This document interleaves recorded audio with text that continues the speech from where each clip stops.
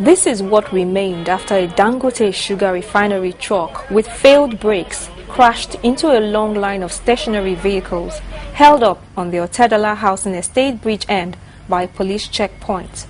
This scene is a few meters away from the Bega area on the Lagos-Ibadan Expressway.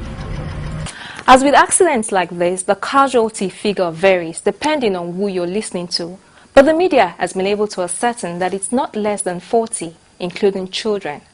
It is sad, but sadder still because it could have been avoided.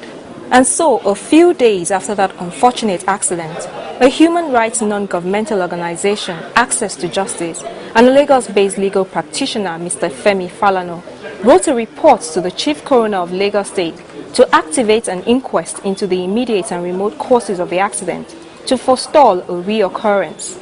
That inquiry lasted 16 months, with Magistrate Tajuddin Elias sitting 18 times. The verdict had also been postponed twice, but finally, at the magistrate court sitting in Ikeja, the coroner has found that the Dangote sugar refinery truck was the direct cause of the accident, with the police who set up the roadblock being a contributory cause. Magistrate Elias has therefore recommended that the management of Dangote sugar refinery should tender a public apology to the victims and their families, which must be published within 3 months of the coroner's findings. The management of Dangote is also to locate the driver of its truck which caused the crash and hand him over to the police for prosecution. Magistrate Elias also asked Dangote Sugar Refinery to see to the compensation of the victims of the road accident.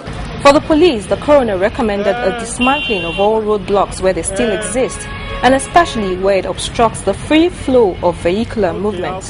The use of road signs and speed limits as strategic portions of the road to alert users also formed part of the recommendations of the coroner, as well as a strict enforcement and regular road surveillance by men of the Federal Road Safety Corps, FRSC.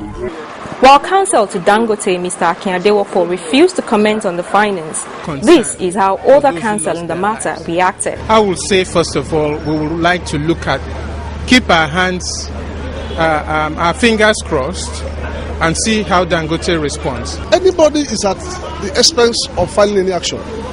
The police, if we get a lawsuit, we will defend ourselves. The coroner judgment is very clear. It's another advantage to us. And so the coroner's work is done, but the process of ensuring sanity on the roads is just beginning. Shola Shoyele, Channels Television News.